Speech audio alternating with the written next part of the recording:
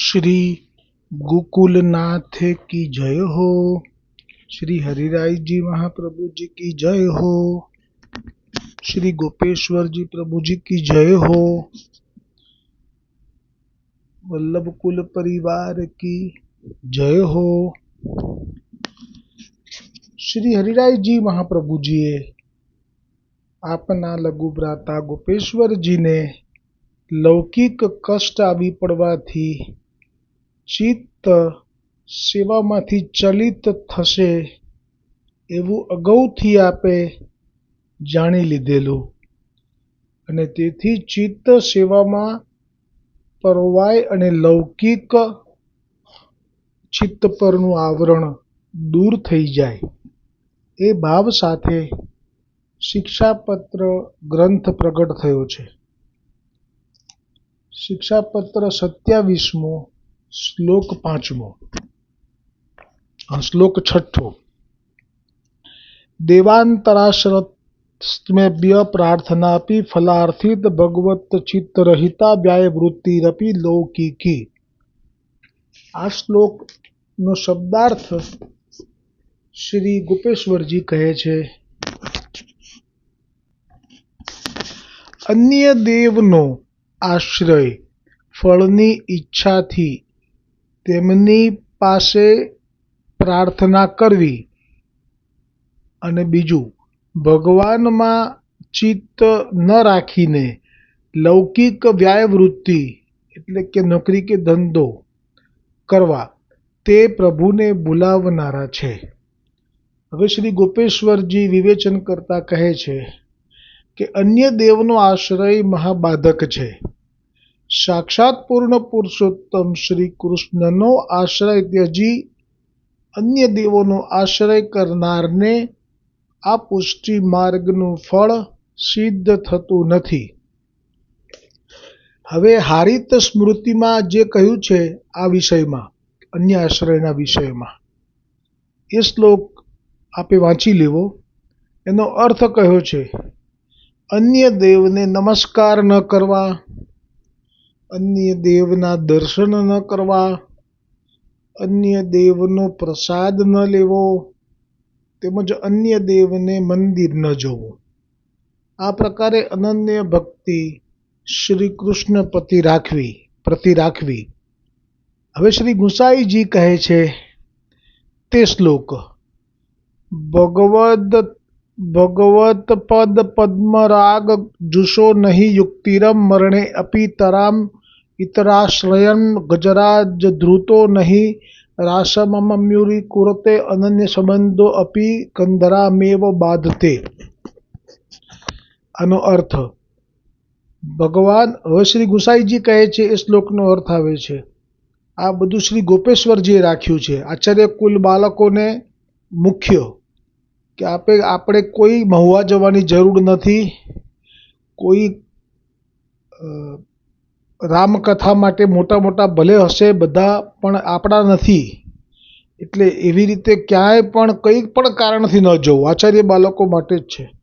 ભગવાનના કેમ કે જો ગુસાઈજીએ જે કહ્યું હતું જે ગોવિંદ દુબેને, કે જે એકવાર હાથીની સવારી કરી લે પછી ગદર્ભની સવારી તો ન જ કરે, તો એ જે ભાવ છે એ બધાને છે, આચાર્ય બાળકોને પણ છે.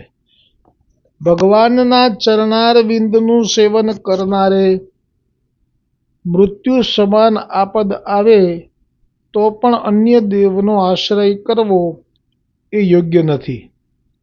હાથીની સવારી કરનાર કદાપી ગધેડાનો અંગીકાર કરતો નથી. આ એટલે ઉપર જે શ્લોકમાં એ જ આવ્યું, અન્ય સંબંધનો ગંધ પણ મારી ગ્રીવાનો બાદ કરે છે. આ જે સમજવું હોય તો પછી આગળના ભાવ પછી સમજીએ, પહેલાં આટલું જ લઈ લઈએ. આપણી પાસે અસમંજસતા દેખાય છે અહીંયા કે અન્ય દેવનો આશ્રય બાધક કયો અને જે હારિત સ્મૃતિનો શ્લોક કયો એમાં અન્ય દેવને નમસ્કાર ન કરવા તે કહ્યું, અન્ય દેવના દર્શન ન કરવા તે કહ્યું, અન્ય દેવનો પ્રસાદ ન લેવો તે કહ્યું, તેમજ અન્ય દેવને મંદિર ન જવું તે કહ્યું. પછી નીચે જે કહ્યું અર્થ ભગવાનના ગુસાઈજીથી જે પ્રગટ થયો તે શ્લોક, ભગવાનના ચરણારવિંદનું સેવન કરનારે મૃત્યુ સમાન આપદ આવે તો અન્ય દેવનો આશ્રય કરવો યોગ્ય નથી. હાથીની સવારી કરનાર કદાપી ગધેડાનો અંગીકાર કરતો નથી. અન્ય સંબંધોનો ગંધ પણ મારી કંધરા ગ્રીવાનો બાદ કરે છે. આટલું છે. પછી આગળ વાંચીએ છીએ. આનો ભાવ જ બહુ સ્પષ્ટ છે કે અસમંજસતા શબ્દ એટલા માટે વાપર્યો કે આમાં ગુસાઈજી આપ જ જ્યારે બિરજોનો મનોરથ સિદ્ધ કરવાનો હતો ત્યારે સૌને ત્યાં લઈ ગયા જગન્નાથજી, અને જગન્નાથજીનું ધરેલું એ ત્યાં આચાર્ય બાળકોને ધરાવાય છે. મહાપ્રભુજીએ આ રાખ્યું છે આટલું, એટલે ગુસાઈજીએ પણ એ રાખ્યું છે. એટલે આજે પણ વલ્લભકુલ બાળકોને કોઈ લેવડાવવું હોય તો જગન્નાથજીના ધરેલામાંથી લેવડાવી શકાય, સખરી. એટલે અહીંયા આ ભાવ. પછી જગન્નાથજીમાં જ્યારે પેલો રાજા આવેલો જેને 108 રાણી હતી પણ એક પણ પુત્ર ન હતો, અને એ જ્યારે સેવક થયો ત્યારે એણે પૂછ્યું હતું કે આ મારે પ્રસાદ લેવાય? તો શ્રી ગુસાઈજીએ કહેલું કે હા, કણિકા લેવાય. પછી એ સિવાય મહાપ્રભુજી જ્યારે અહીંયા બિરાજતા હતા ત્યારે નરહરિ જોશી અને જગન્નાથ જોશી બે ભાઈઓ આવેલા માના કહેવાથી કે તમે શરણે થઈ બ્રહ્મસુબંધ થઈને આવજો. તો એ શરણે થયા. પછી બીજી વખત જ્યારે આવ્યા ત્યારે સીધા જ, કાં તો પ્રથમ વખત આવ્યા ત્યારે સીધા જ માતાએ કહેલું કે મહાપ્રભુજી ઈશ્વર છે સાક્ષાત, એટલે તમે ભૂતલ પર જે દેવતાઓ છે એની બહુ ઉપાસના કે વંદના નહીં કરો એવું વધારે સારું, તમે સીધા મહાપ્રભુજીને શરણે થઈ જાઓ. તો એ લોકો અડેલ આવ્યા, અડેલ ન હતા એટલે જાણ્યું, એટલે જગન્નાથપુરી આવ્યા. પણ જગન્નાથપુરી આવીને જગન્નાથજીના દર્શન કરવા ન ગયા, માતાના વચન પર વિશ્વાસ રાખીને, અને સીધા જ આ મહાપ્રભુજીને દંડવત કર્યા. અને મહાપ્રભુજીએ જાણ્યું કે અમારી પાસે આવી અપેક્ષા રાખે છે કે અમે કંઈક ચમત્કાર કરીએ તો જ એ માનશે અમને. એટલે એમણે અપેક્ષા એવી રાખી હતી કે માતાએ આપેલી જે ભેટ હતી સુવર્ણની મુદ્રા એ સંતાડી રાખેલી, કે જો ઈશ્વર હશે તો સામેથી માગશે. કારણ કે એ વખતે કે માતા પાસે મોબાઈલ તો હતો નહીં કે ફોન કરીને કીધું હોય કે હું ભેટ આપી રાખી છે એમ. એટલે તો મહાપ્રભુજીએ એમનો મનોરથ જાણી એમને વધારે દ્રઢતા થાય અને બીજા માર્ગમાં ખેંચાઈ ના જાય, એટલે આપે 2 ચમત્કાર બતાવ્યા. પ્રથમ ચમત્કાર તો આપે સામેથી જ કહ્યું કે તારી માતાએ જ્યાં મારા માટે ભેટ મોકલી છે સુવર્ણ મુદ્રાની કેમ નથી આપતો, એટલે દ્રઢતા થઈ. પણ પછી આપે જે આજ્ઞા કરી કે જગન્નાથજીના દર્શન કર્યા, તો કે ના, નાની પાછળનો ભાવ માએ કહેલું એ. તો હવે આજ્ઞા આપે કરી કે ના, જાઓ દર્શન કરો. અને ત્યાં દર્શન કરાવ્યા. એ વખતે આપ અહીંયા બિરાજેલા હતા પણ ત્યાંય ગર્ભગૃહમાં દર્શન થયા જગન્નાથજીની સાથે. આવી લીલા. પછી હરિરાયજીએ ભાવ પ્રકાશમાં કહ્યું કે આવું એટલે કર્યું કે હવે ક્યારેય પણ એમને મન કોઈ જગ્યાએ બીજા સંપ્રદાયમાં ખેંચાય નહીં, અને લીલાના જીવ હોવાથી હવે બીજા આગા પાછા ના થઈ જાય, એટલા માટે બી જરૂરી હોય છે. એવું કરતા રહે છે વલ્લભ. આ અસમંજસતા દેખાય છે. અહીંયા કહે છે કોઈ દેવના દર્શન ન કરવા, મહાપ્રભુજી કે તે દર્શન કર્યા ના કરી આય. બીજો પ્રસંગ નાગજી ભટ્ટનો છે. શ્રી ગુસાઈજીને માટે થઈ અને જ્યારે દ્વારકાજી આવે છે તો દ્વારકાજીમાં આવીને ગુસાઈજીને કેરી ભેટ ધરે છે. તો ગુસાઈજી કહે છે કે તે દ્વારકાધીશજીને ધરી. નાગજી ભટ્ટનો ભાવ તો એટલો બધો અનન્ય છે ગુસાઈજીમાં કે એવું નથી કે દ્વારિકાધીશજી માટે.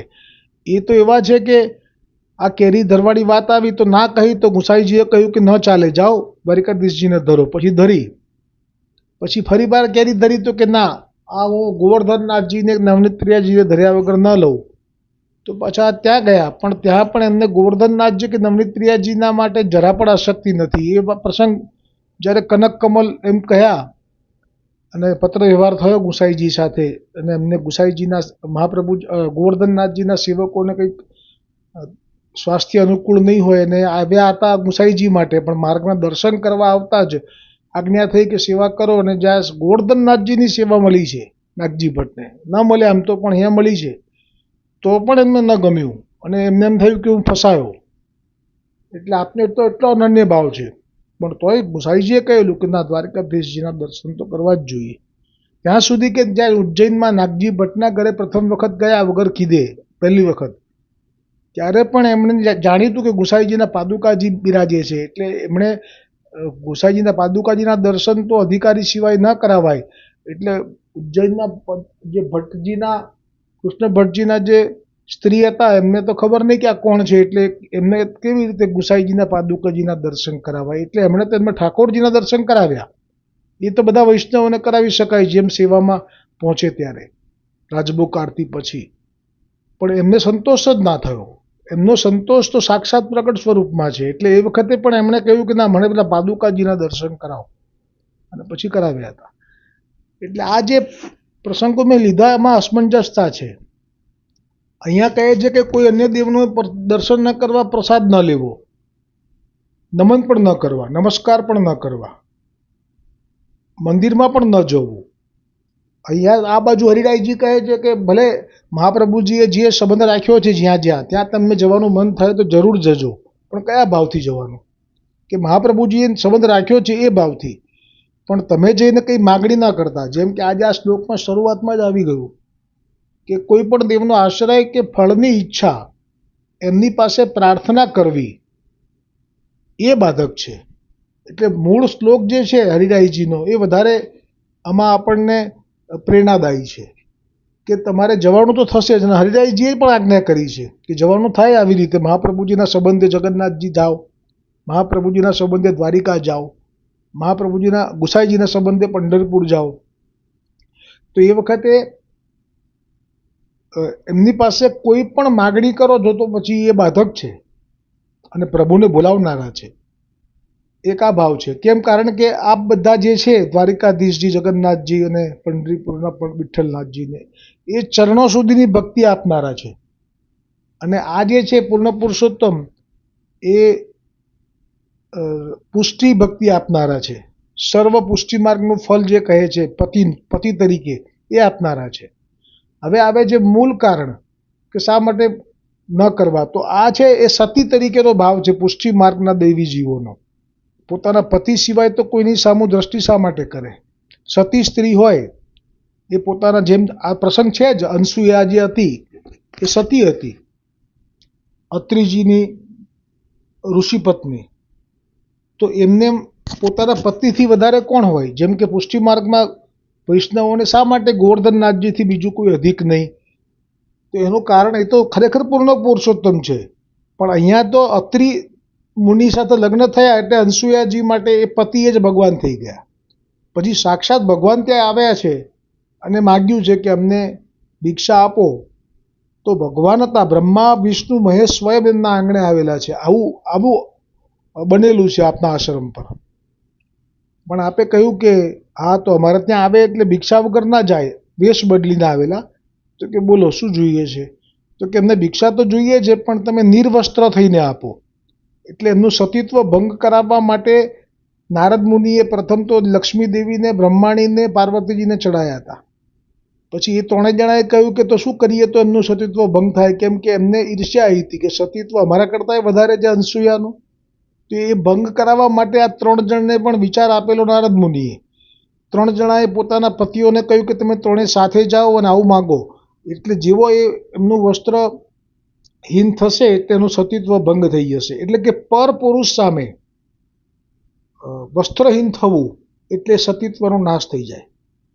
અને આપ તો એવા સામર્થ્યવાળા હતા અનસુયાજી કે આપે એમનો જે સંકલ્પ છે કે કોઈ જવું ના જોઈએ પાછું, એ પણ પાળ્યું અને વસ્ત્રહીન થવાનું કહ્યું તો એ પણ તૈયાર થયા. પણ સામે આપે હાથમાં જળ લઈ સંકલ્પ કરી એ 3 મહાદેવ, વિષ્ણુ અને બ્રહ્મા પર છાંટતા એટલું જ કહ્યું કે તમે બાળક બની જાઓ, દૂધ પીતા. એટલે બાળક થયા. 3 સ્વરૂપ નાના થઈ ગયા. આટલું બધું સામર્થ્ય છે સતીમાં, ઈશ્વરને પણ બાળક કરી નાખે. તો આ વાત એટલા માટે મેં કરી કે પુષ્ટિ માર્ગમાં પતિ એ તો પૂર્ણ પુરુષોત્તમ છે. પછી પતિને છોડીને બીજા તરફ સ્ત્રી ભટકતી ફરે બીજા કોઈના ઘરે, તો એ તો ન ભટકાય. એ ભાવ છે આમાં. અને માગવાની વાત તો આવે જ નહીં. આવું થયું હતું લક્ષ્મીજીના વૈકુંઠમાં એકવાર આમંત્રણ આપ્યું વૈભવ બતાવવાના ભાવથી.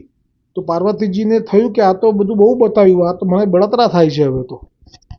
પણ કંઈ વિષ્ણુ પાસે થોડું મંગાય, કોઈનો મહેલ જોઈને આપણું ઝૂંપડું થોડું ભાગી નાખાય. એટલે મહાદેવજીને જ કહ્યું કે આપણી પાસે કશું નથી, એ લોકો પાસે તો જો અત્યારે વૈકુંઠમાં આપણે ગયા તો કેટલું બધું હતું, આ તો આવું થયું, એને દુઃખ થયું માતાજીને, પાર્વતીજીને. તો પછી મહાદેવજીએ કીધું કે લે આ ભભૂત છે, આના બારોબાર જે આપે એ તું લઈ આય, એટલે તને પણ સંતોષ. તો એ ભભૂતમાં જેટલું બધું હતું કે કશું આખું વૈકુંઠના જેટલા પણ એમના ખજાના હતા એ તોલાતા ગયા, પણ આમનું પલડું એ નીચું ને નીચું જ રહ્યું ભભૂતનું. એટલે સતીનો આ સ્વભાવ છે, પતિ સિવાય ક્યાંય ના જાય, કોઈની પાસે માગે નહીં, અને જો માગી લે તો પછી આમાં કહ્યું કે એ તો પ્રભુના વિસ્મારક છે, એટલે પ્રભુ પછી એને ભૂલી જાય છે. આ ભાવ છે. એટલે અહીંયા હવે આગળ જે કહે છે કે અન્ય દેવ જેવા કે ઇન્દ્ર, શિવ, બ્રહ્મા, ગણેશ, સૂર્ય, આ શ્રી કૃષ્ણ વિના અન્ય દેવો પાસેથી ફળની પ્રાર્થના કરવી એ પણ બાધક છે.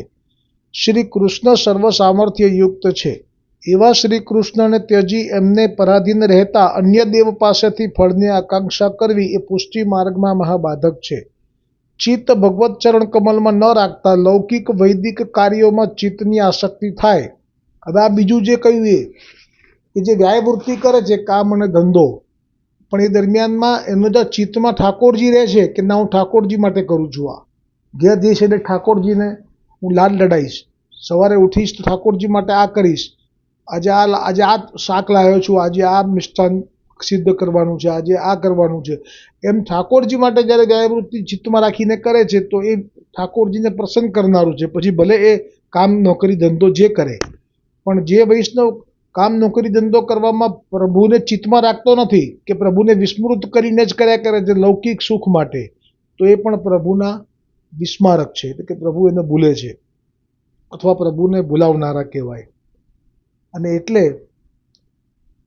ચિત્ત ભગવત ચરણ કમલમાં ન રાખતા લૌકિક વૈદિક કાર્યોમાં ચિત્તની આસક્તિ થાય, મનમાં અસંભાવના, વિપરીત ભાવના અને મિથ્યા ધ્યાન થાય, એ સર્વ પુષ્ટિ માર્ગમાં બાધક છે.